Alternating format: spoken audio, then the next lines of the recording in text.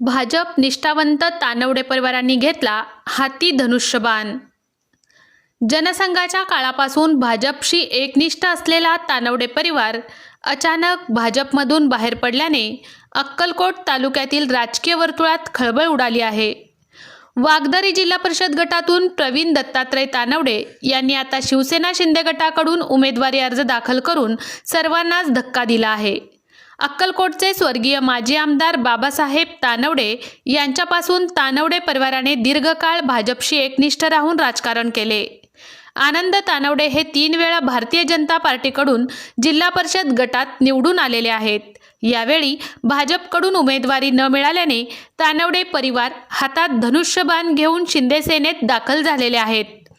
जिल्हा परिषद निवडणुकीच्या पार्श्वभूमीवर हा पक्षांतराचा घेतलेला निर्णय किती महत्त्वाचा ठरेल हे येणाऱ्या काळातच स्पष्ट होणार आहे।